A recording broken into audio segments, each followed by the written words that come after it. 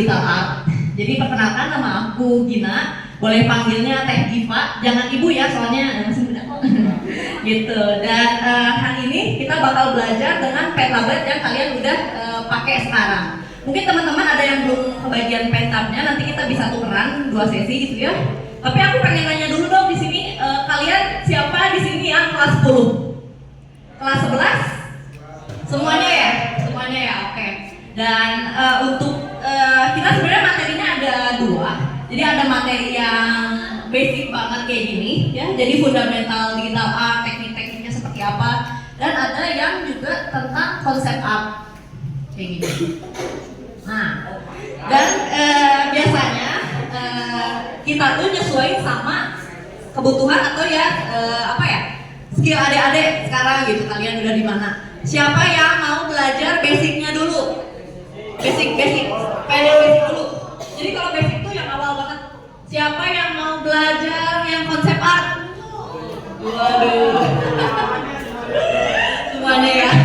Oke, kalau gitu kita sesuaiin aja ya, bareng-bareng gitu. Dua-duanya bakal kita masukin. Nah, jadi sebelumnya sendiri perkenalkan aku Gina ya, udah tadi di-mention, dan aku sendiri alhamdulillah udah di industri art dan desain ini dari aku SD. Jadi waktu aku SD itu udah mulai jualan commission gitu. Siapa di sini yang suka jualan commission? Ya, jadi aku udah jadi ilustrator tuh sekitar dari 2012 gitu ya, pas aku SD mulai jual-jual commission, dan akhirnya project-projectan juga sama kayak studio animasi gitu ya, studio di cafe gitu, dan dilanjutkan ke kuliah. Yang kuliahnya tuh aku maraton gitu, S1, S2, S3 tuh gak berhenti. Ya alhamdulillah tapi ya. Dan tujuan di workshop ini sih aku pengen sharing ilmu buat kalian semua gitu. Nah, sebelum kita masuk ke teknis banget, aku pengen sharing dikit karena sebenarnya Art Sensei ini tuh udah ngelakuin workshop di SMK di Bandung itu kayak SMK 14, SMK 9, SMK 3, SMK 2 gitu ya, dan alhamdulillah kita sekarang di SMK 15. Dan aku sendiri juga Art Sensei ini udah ngelakuin kayak ujian UKK di beberapa SMK, dan kita pengen sharing nih gitu. Biasanya UKK itu antara, kalau yang di ilustrasi gitu ya, antara bikin komik tradisional kayak gini, atau komik dan stylenya beda-beda gitu. Ada yang stylenya agak Amerika atau agak ke Jepang gitu ya, manga kayak gini. Atau ini yang style Amerika banget gitu, kalau kalian tahu ya, kayak style Marvel Comics atau DC gitu. Nah, atau ada yang lebih advance lagi, yang dewasa gitu. Jadi kayak storybook Amerika tuh stylenya kayak gini nih gitu. Nah, ada juga yang manhwa. Siapa di sini kan cewek-cewek pasti suka ya bikin manhwa, baca manhwa, pengen jadi webcomikus manhwa gitu ya, di webtoon. Nah, atau juga ada banyak juga yang arahnya itu ke cergam. Dan selain jadi UKK itu juga di industri benar-benar benar banget ke yang arahnya ke sini gitu. Ini ada yang cergam buat anak gitu ya, ada juga yang cergam buat dewasa. Kayak gini contohnya. Ada teman-teman yang SMK 14 waktu itu PKL di Art Sensei, dan tugas akhirnya tuh bikin cergam dewasa kayak gini. Jadi kalau yang anak-anak ini biasanya di industri banyak sih. Jadi kalau misal kalian lulus jadi ilustrator, kalian mau ke cergam anak, biasanya gambarnya tuh simpel-simpel kayak gini. Tapi kalau yang lebih susah gitu ya, cergam dewasa biasanya lebih advance kayak gini. Nah, kalau kita mau ngerjain hal-hal kayak gini gitu ya, mau itu kalian sebagai kalian UKK di SMK gitu ya, atau misal kalian lanjut kerja di industri, ada hal-hal yang harus kita pelajari of course gitu sebelumnya, secara teknis. Nah, yang bakal aku lihatin di sini adalah salah satu materi yang kita sharing juga. Ini adalah value painting. Jadi sebelum kita masuk ke teknis-teknis sulit kayak gini, kita harus mempelajari dulu si basic-basicnya. Nah, ini salah satunya tuh value painting. Nanti bakal kita praktekin bareng gitu ya. Jadi kalau kita menggambar sebuah ilustrasi itu, basicnya itu ada 3. Jadi ada foreground, midground, sama background. Nah, foreground itu adalah objek yang paling dekat sama si kamera atau si pandangan mata gitu ya. Kayak misalnya ini rumput paling depan, terus misalnya ini ada objek orang gitu ya. Dan si foreground itu harus yang warnanya itu paling tua gitu. Terus ada midground itu adalah benda-benda atau objek-objek yang ada di tengah gitu. Biasanya itu yang jadi focal point atau ya dia tuh poin utama dalam ilustrasi gitu. Kayak misalnya ini gedung utamanya gitu ya, dan dia tuh warnanya middle lah gitu, agak-agak middle gitu. Misal kayak di sini tuh apa ya? Nah ini nih kayak si hutan-hutannya, si pohon-pohonnya.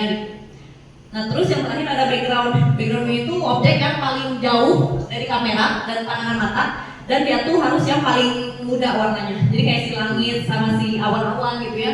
Jadi ya kita harus ngerti dulu basic-basic kayak gini untuk kita bisa mencapai level ilustrasi yang nanti akan diterapkan ke industri. Nah kayak gini. Jadi ini kita bakal latihan juga ya. Jadi ini kan foregroundnya yang paling depan, ini midgroundnya yang warnanya tengah, terus ini background. Gitu. Ini harus dilatih banget, dan kalau kalian kuliah di kafe, ini salah satu basic yang benar-benar harus dikuatin banget sebelum kalian masuk ke kayak tadi ada komik, ada pembuatan cergam gitu ya. Nah ini juga apa yang harus dipelajari, kayak misal tingkat kecerahannya itu biasanya disesuaikan sama si atmosfer dari ilustrasi tersebut. Jadi kalian harus terbiasa, kalau udah terbiasa membagi 3 si objek gitu ya, harus terbiasa bikin atmosfer juga. Jadi kalau misal atmosfernya pagi, siang gitu ya, dia warnanya lebih cerah. Tapi kalau misal agak lebih ke sore atau malam, dia tuh lebih gelap. Nah kalau kalian udah menguasai si value painting ini, baru masuk ke color theory. Ini yang seru banget juga, dan nanti mungkin kalian akan mempelajari juga gitu ya. Nah ini contoh-contohnya yang aku liatin. Jadi yang pertama itu kita belajar dulu si value painting. Kenapa paling penting? Karena dia tuh step pertama dari membuat atau rendering ilustrasi gitu ya. Jadi kalau kita udah menguasai si value painting, udah benar komposisinya, baru kita bisa mainin warna apapun itu gitu ya. Bakal jadi gampang kalau misal si value paintingnya tuh atau si komposisi value-nya tuh udah benar.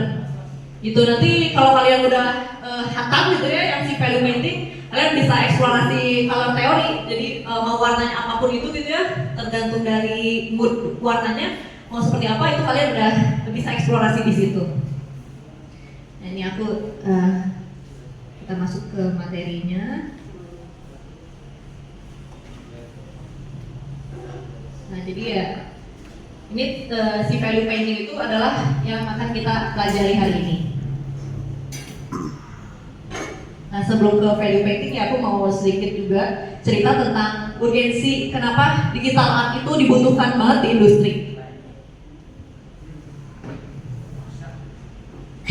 Nah bagi teman-teman yang mungkin masih baru nih ke digital art gitu ya dan belum tahu hardware-nya, aku mau sharing juga dikit. Nah kalau yang kalian pegang itu namanya pen tablet.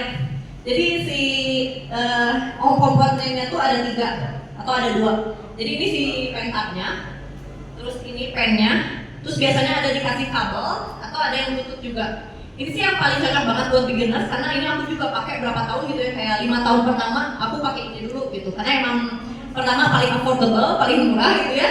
Terus emang apa ya, awet juga gitu. Nah biasanya ini range harganya ada yang 600, 800 gitu ya. Tapi kalau yang bluetooth itu biasanya agak lebih mahal dikit, kayak 1.200.000 gitu.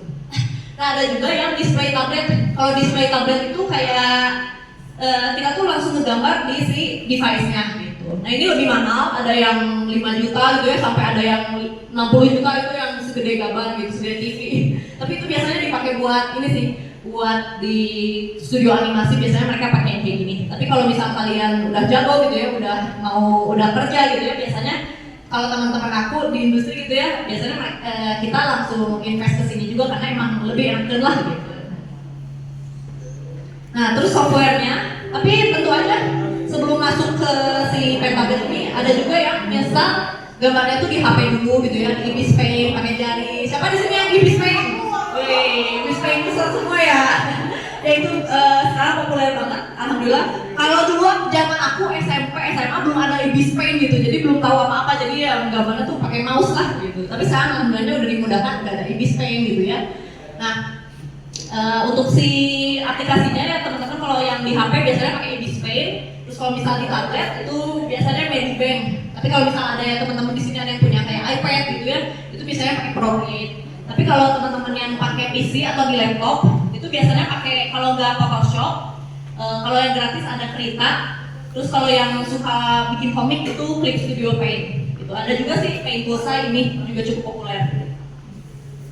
Nah, itu softwarenya. Terus apa aja sih kalau kita mau mempelajari kayak misal Photoshop gitu ya. Nah, yang pertama itu interface-nya dulu gitu. Jadi apa sih Photoshop tuh terdiri dari apa aja sih gitu. Karena ketika buka pertama kali itu agak pusing gitu ya. Nah, di sini ada yang pernah pakai Photoshop? Coba ngacung siapa yang udah familiar sama Photoshop? Coba yang pertama kali, yang belum pernah coba. Kamu nggak coba pengen lihat. Jadi kita nanti pelan-pelan juga gitu Photoshopnya. Nah kalau pakai brush itu biasanya kalau di ilustrasi itu simpelnya sih 3 aja. Jadi brush buat sketching, brush buat line art, sama brush buat warnain gitu. Nah metode pendekatan digital art simpelnya ada 3. Ini yang biasanya buat beginners yang belum biasa nge-sketsa pakai tablet gitu ya. Kayak aku dulu pertama-tama itu pakai sketsa tradisional dulu. Jadi nggambarnya tuh gambar manual dulu pakai pensil, terus difoto, terus diwarnai digital gitu. Ini yang pertama yang lumayan mudah. Terus yang cukup mudah juga itu biasanya sketsa, line art, terus warnain langsung gitu. Nah ini yang bakal kita pelajari. Yang teknik paling susah sebenarnya. Jadi sketsa dulu, terus value painting. Ini kurang kelihatan ya. Mungkin aku lihat ini. Ini value paintingnya. Jadi hitam putih dulu, baru ke mewarnain gitu. Biasanya kalau teman-teman tahu yang kayak ini aku pengen juga. Nah yang kayak gini mereka biasanya langsung ke ini dulu ke value painting dulu.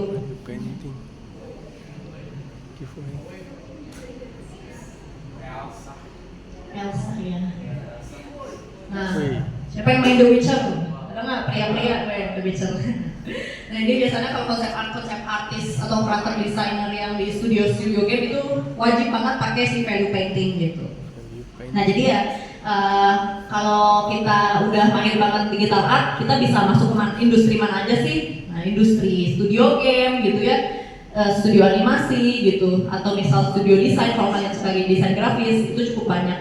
Nah hal-hal yang harus kita hatamin itu ya basicnya dulu dong gitu, fundamentalnya. Proporsi tubuh gitu ya, proporsi tubuh manusia yang realis dulu. Terus proporsi wajah, terus facial features gitu ya. Jadi kayak kalau kalian mau desain karakter kayak fitur-fitur mata gitu yang beda-beda.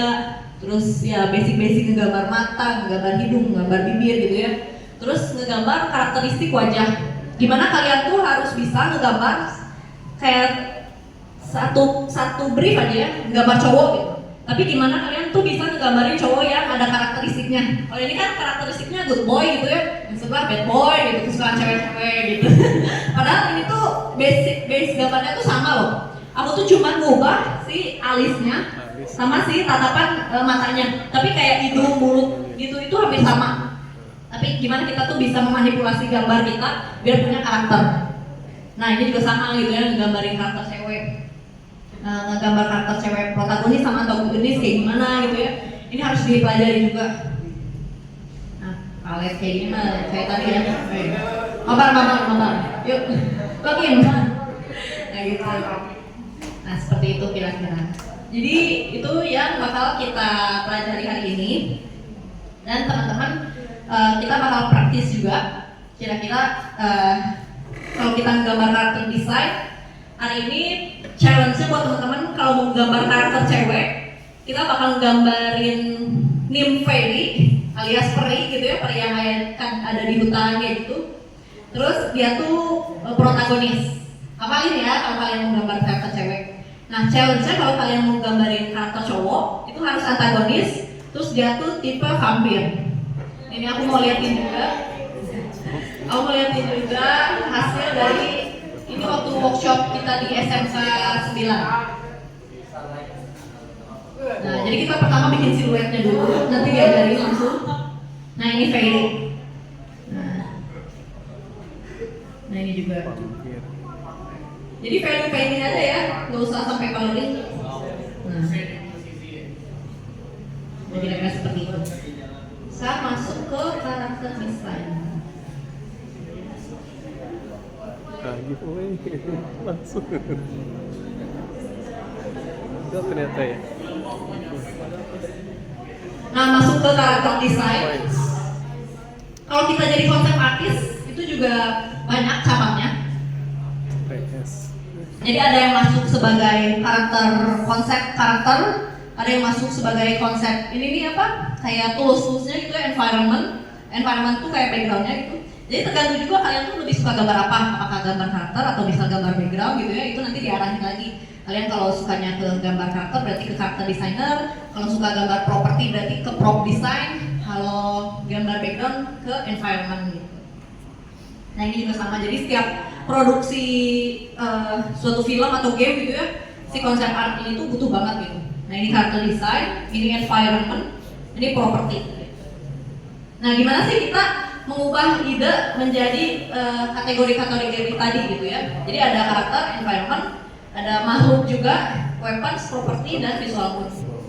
Dan kreatif prosesnya ini yang harus kita coba, yang bakal kita coba hari ini. Nah yang pertama itu ideasi dan brainstorming dulu gitu ya. Udah pada tahu kan brainstorming gimana prosesnya? Ya udah kita nanti bareng-bareng. Terus nanti mind mapping, nanti bakal langsung dipraktekin. Aku cuma jelasin sedikit. Terus ke thumbnail sketch, baru ke finalizing. Nah kalau ke brainstorming tuh biasanya mulai dari tema utamanya dulu, nanti kayak dikecil-kecilin lagi, nanti bakal dipraktekin langsung. Terus nanti bikin ke visual library itu kayak bikin mood boardnya gitu ya. Terus ke thumbnail sketch.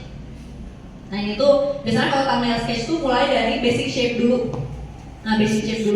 Jadi kalau kita bikin karakter, misal mulai dari segitiga dulu gitu ya. Nah, terus misal dari lingkaran atau kotak gitu ya. Dan itu biasanya diasosiasikan dengan psikologi shape gitu atau bentuk. Jadi kalau kita mau bikin karakter antagonis, biasanya ambil shape yang tajam-tajam gitu ya. Kalau kita mau bikin karakter atau properti yang protagonis itu yang baik, biasanya ambil yang kayak circle gitu ya. Kalau kita mau bikin karakter yang kuat gitu ya, biasanya ambil yang square gitu. Nah, jadi ya itu diasosiasiin. Jadi misal kita mau gambar karakter yang kuat nih, oh berarti terdiri dari blok-blok kotak kayak gini nih gitu, gede-gede. Nah, kira-kira seperti ini. Nah jadi untuk pertama kalau kita mau ngedesain suatu karakter atau misal desain properti gitu ya, mulai dari ininya aja dulu, siluetnya dulu. Jadi jangan langsung detail gambar wajahnya dulu gitu ya, detail matanya gitu ya. Jadi yang pertama itu siluetnya dulu. Ini ya yang bakal kita praktekin. Nah kalau udah ada siluetnya, baru kita nambahin detail kayak misal rambutnya, bajunya kayak gimana gitu ya. Nah kira-kira seperti itu teman-teman, dan kita langsung boleh aja dibuka Photoshopnya sama bikin kanvas baru. Nah ini kita langsung aja, ukurannya ditentukan oleh Teteh Bibil. Nah sekarang untuk sesi prakteknya kita di sini bareng Teteh Bibil. Dia Teteh Bibil ini salah satu tim dari Asensi Academy yang bakal memperkenalkan diri juga. Dan beliau juga lulusan dari ITB, seni rupa ya Bil. Ya, boleh memperkenalkan diri dong, Teteh Bibil, mangga. Halo teman-teman sekalian. Jadi kebetulan aku lulusan sama kayak Kak Gina, aku dari seni rupa ITB. Dan di sini mungkin aku bakal ngebantu kalian buat deskripsi kayak yang desain karakter tadi ya Kak. Aku bakal demonstrasiin langsung. Dan kalau misalnya ada dari kalian yang bingung atau misalkan mau nanya langsung juga gak apa-apa. Soalnya takutnya aku kecepatan, jadi kalian bisa aja interupsi kayak angkat tangan terus kayak gimana itu it's okay. Dan juga nanti Kak Gina pasti bakal bantu juga kan ya. Oke. Kalau gitu kita mulai langsung aja kali ya. Nah kalau kanvasnya sendiri, kalau kalian buka Photoshop, terus file, new gitu ya, ini kan biasanya suka ada ini ya, kayak custom gini. Nah kalau aku biasanya ke art and illustration. Nah di sini ada yang 1000 grid, ada yang 2000 grid gitu ya. Boleh bebas yang mana aja. Tapi kalau aku sih biasanya sukanya yang 120 kali 1080. Nah biasanya gitu. Tapi kalau buat ilustrasi di Instagram itu biasanya 1000 kali 1000 juga bisa. Nah sekarang udah bikin kanvas dulu ya, enggak sok bikin kanvas. Kita bikin kanvas dulu.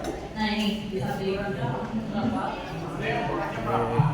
ukurannya kalau 1920 kali yang 1080. Nah buat teman-teman yang udah pegang tablet boleh dipakai, dicoba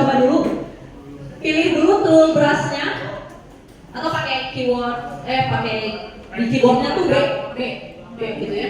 Terus saya boleh coba dulu coret di kanvasnya. Cobain dulu ya.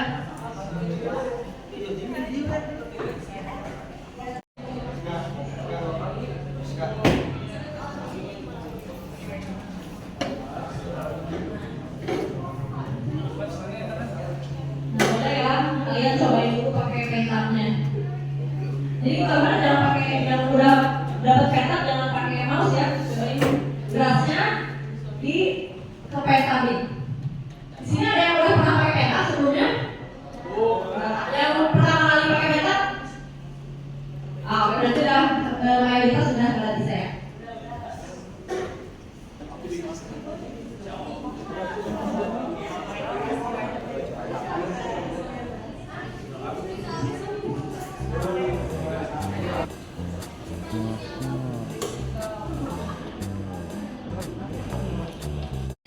Udah cukup familiar belum ya sama Photoshop? Mungkin aku jelasin dulu kali ya. Kalau misalkan ada yang belum terlalu familiar sama Photoshop tadi, di sini ada tools di sebelah kiri di sini. Ini tuh punya macam-macam toolsnya, kayak misalnya ini tuh buat nge-mute suka. Nah, terus ini tuh fungsinya buat pindahin. Nah, gini kan. Terus ini buat nanti kita kayak select bagian-bagian, kalau enggak kita nanti ngebuat circle, nanti kita pakai ini. Terus ini lasso tool. Kalau lasso tool dia biasanya buat kayak nge-select juga sama, tapi ini lebih freehand gitu. Nah, ini belum ini deh. Terus abis itu di sini juga ada kayak magic wand tool. Jadi ini juga lebih buat nge-select sama, tapi dia lebih otomatis. Terus kalau ini biasanya crop tool buat nge-crop si bagian foto atau gambar kita. Jadi nanti, nah itu kan dia lebih kayak bisa langsung kepotong kan. Nah, kita ada set lagi. Terus di sini juga ada frame tool, ini buat nge-frame, mirip juga sama kayak yang crop tool, cuma bedanya kalau ini dia bisa masukin gambar. Nah, terus kalau eyedropper, ini fungsinya kita biasanya waktu pas ngambil warna gitu, jadi nanti langsung select warnanya di sini kan. Tuh, terus ada spot filling. Nah, kalau ini biasanya buat ngedit foto, jadi ngedit fotonya biar lebih mulus. Nah, ini brush tool yang biasa bakal kita pakai. Nah, macam-macam brush kan tadi udah dijelasin ya sama Kak Gina. Ada yang misalkan yang buat sketch, terus buat coloring, terus sama buat shading, ada tiga tipe macam. Nah, sebenarnya kalau brush ini tuh kalian bisa download atau misalkan kalian bisa nyari-nyari sendiri juga tambahan brush di internet atau YouTube. Biasanya di YouTube sih aku nyari tambahan brush. Jadi kayak banyak nih macam-macam brush yang bisa dipakai. Nah, kalau di sini tuh kayak contohnya ini aku nyari brush buat kayak rumput, terus ada brush buat daun. Jadi ini kayak langsung otomatis gitu guys. Otomatis. Nah, tuh ini biasanya tekstur buat tekstur kayak tekstur batu. Oh iya. Nah, kalian bisa coba-coba dulu guys kalau misalkan buat brushnya. Tuh. Wow. Ini aku download sendiri. Ini ada yang burung juga. Biasanya aku pakai buat environment kayak gini nantinya. Jadi ini lebih memudahkan aku misalkan buat commission. Jadi lebih cepat gitu buat selesainya. Nah, tapi sekarang kita bakal pakai brush yang familiar aja ya. Kalau enggak yang udah ada biasanya defaultnya di Photoshop. Nah, ini kan biasanya ada yang kayak buat nge-blending nih. Nah, ini biasanya aku pakai buat nge-blending. Terus biasanya buat nge-sketsa aku lebih pilih yang lebih slim karena biasanya lebih mudah gitu. Nah, kalian bisa coba-cobain langsung aja toolsnya. Terus habis itu biasanya kalau misalkan mau nge-blending ininya dipilih transfer ini karena ini brush tip shape ini sangat mempengaruhi ya. Kalau misalkan ini nanti noise dia dia bakal ada kayak gerenjel-gerenjelnya atau nggak terlalu smooth. Tapi kalau kalian mau flick smooth, nah nanti dia lebih halus. Nah di sini kalian bisa pilih-pilih. Kalau nggak tekstur, dia nanti lebih bertekstur ya buat ininya. Kalau dibanding kalau nggak tekstur atau transfer, nah dia lebih kayak soft. Nah jadi ini juga sangat mempengaruhi ya guys kalau misalkan kalian memilih buat daerah ini. Nah, Oh. ada yang bingungin gak sampai sini guys? Atau ada yang mau ditanyain? Aman? Aman? Oh ya udah pada jago nih pasti. Nah, ini kalau warna udah di sini ya, udah buat pilih warnanya. Tapi biasanya aku pakai grayscale di sini dulu, jadi di kiri dulu. Sama tadi kan Kak Gina udah ngejelasin ya. Jadi semua itu penting buat pakai grayscale dulu kayak gini. Nah, jadi grayscale itu fungsinya nanti kayak pasti memperhitungkan apa yang titik fokus yang pentingnya gitu. Kalau di sini ini aku yang background painting sekaligus buat salah satu commission aku. Kalau ini juga buat VTuber karakter yang pernah aku buat. Ya, ini juga aku pakai grayscale. Ini penting grayscale itu tadi kan Kak Gina udah jelasin ya. Nah sekarang kita bakal latihan dulu gimana cara bikin atau cara step by step value painting itu gimana sih gitu. Dari awalnya blending brush dulu, gimana ngeblending dua warna gitu ya dan lebih, terus nanti dijadiin warna gitu dari hitam putih itu. Diperhatiin ya teman-teman step by stepnya dan langsung dipraktekin. Buat teman-teman yang nggak pakai pentab juga boleh pakai mouse dulu karena ini fokusnya lebih ke teknis teknis value painting jadi berwarna. Oke, thank you Kak. Nah, ini sekarang kalau kalian bisa ikutin juga aku nggak apa-apa kok. Oke, sambil ngikutin juga nggak apa-apa. Tapi kalau misalkan aku kecepatan atau ada yang mau ditanyain bisa langsung tanya. Nah, aku biasanya pakai ini alcohol yang full ini. Ini kan lingkaran nih, soalnya kalau misalkan di kiri kanan tuh banyak ada kotak, lingkaran, sama kayak persegi panjang kan yang beda-beda. Kalau ini kita buat lingkaran dulu aja yang basic. Nah, lingkaran. Terus aku biasanya ngambil pencet shift. Kenapa shift? Kalau nggak pencet shift, ini bakal kayak gini nih. Ya kan? Dia bakal kayak nggak terlalu profesional. Nah, jadi akhirnya aku sambil pencet shift. Jadi aku membuat lingkaran yang udah benar-benar lingkarannya itu matang full kayak gini. Terus abis itu kita pakai paint bucket tool, ya, yang buat kita warnain. Oke.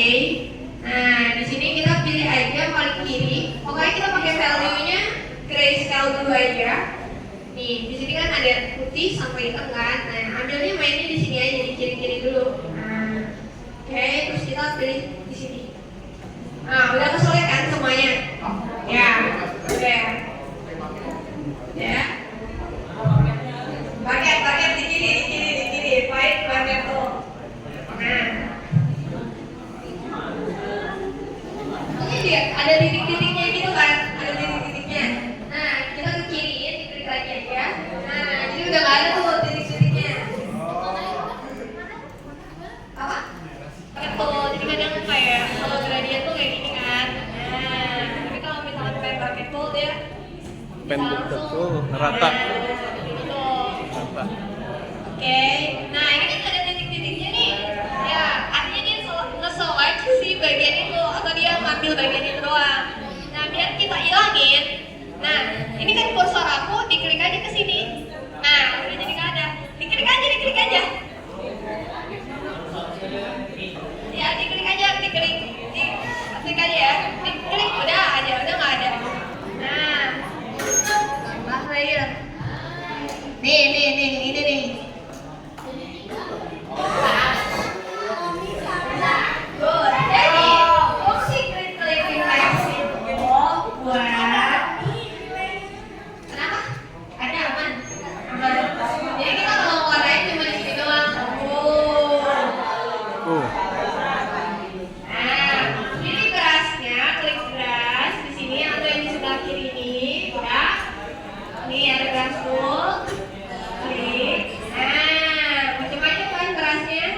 banyak Pilih ya. aja nih yang lembut-lembut ini nih.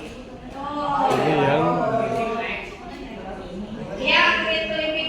Oh. Nih, krim. Nah, buat aja harganya juga nggak apa-apa sih. Oh. Terus value-nya kita turunin. Value atau warnanya lah, warnanya nih. Kita kasih yang abu-abu ini lah. Nah, tuh.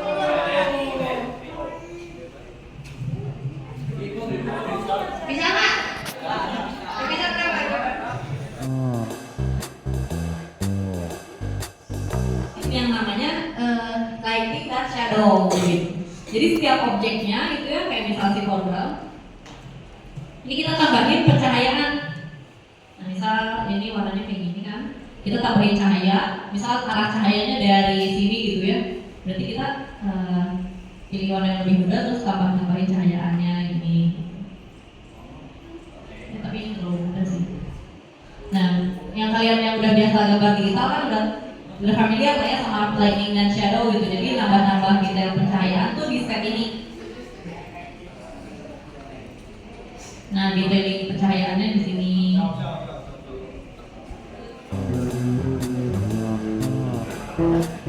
Jadi kalau udah ada shade-nya, lihat dulunya, baru kita tambahin si pencahayaannya.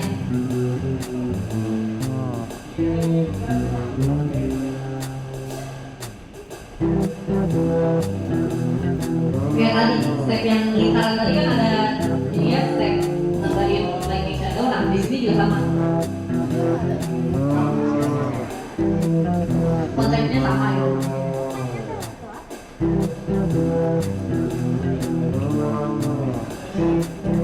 Terus bisa tambahin warna yang lebih cerah.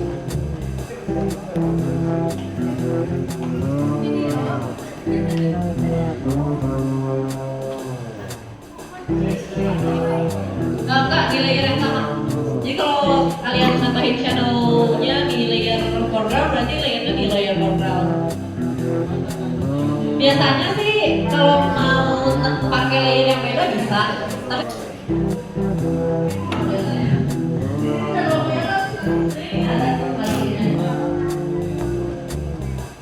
nah terus yang buat background juga sama.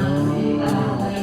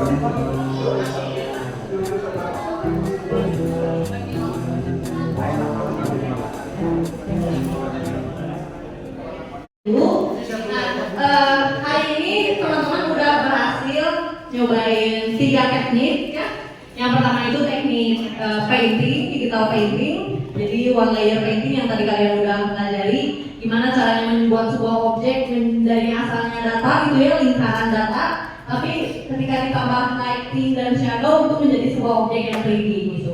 Setelah kalian belajar painting, kalian juga udah belajar value painting gitu ya, dari komposisi, sebuah komposisi ilustrasi.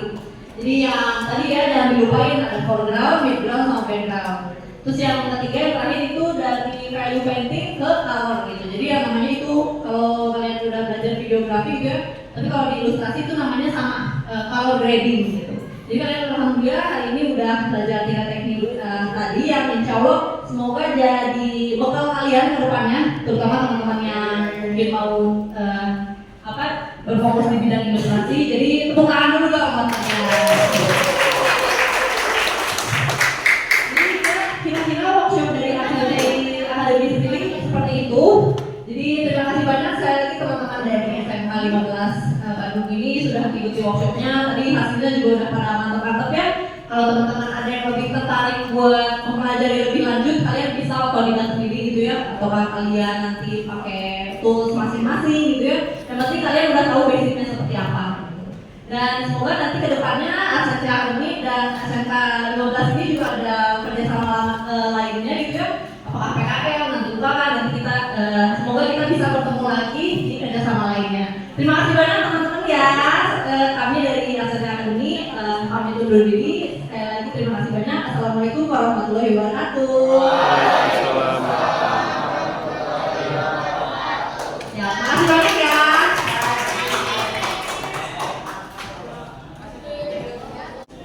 Oh iya, kita mau minta dong teman-teman satu orang deh yang mau ngasih testimoni.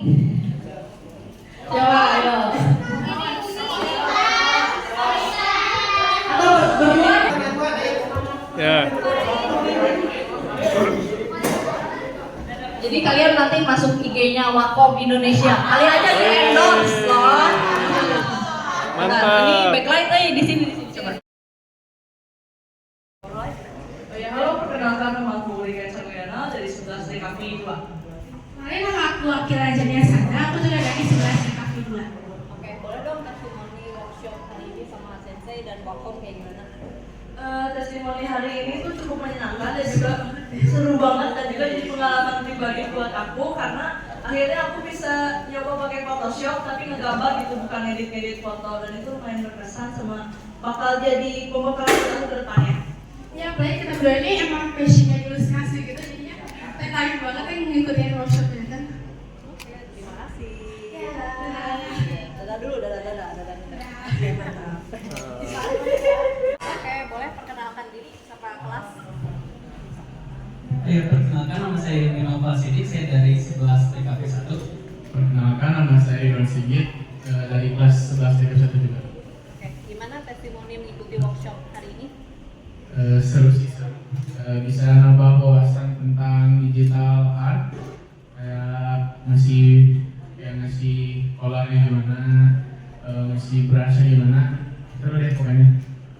Dan juga kalau misalnya dari aku kan sangat berguna banget ya bagi aku karena jadi tahu bahwa mana lapisan yang paling depan, mana lapisan yang belakang, foreground, dan juga yang backgroundnya. Dan juga kita jadi tahu bahwa bikin kayak gitu tuh nggak mudah, kayak bikin karakternya harus ada shape-nya, terus kayak color grading-nya, bikin karakternya ternyata nggak semuanya kayak ada bagian-bagian yang kayak yang bikin senjata atau misalnya apa. Terus juga bagi aku memudahkan juga ya karena kita tuh bisa gambar detail yang sulit banget yang dimana nggak bisa diraih sama mouse, jadi lebih gampang kayak kita nge-sketch di kertas gitu. Yes. Oke, terima kasih banyak. Dadah dulu dong. Belajar dari SMA 15 jurusan Desain Komunikasi Visual. Kegiatan hari ini sangat bermanfaat sekali ya, karena menambah pengalaman dan kompetensi untuk siswa di KAMPI ya.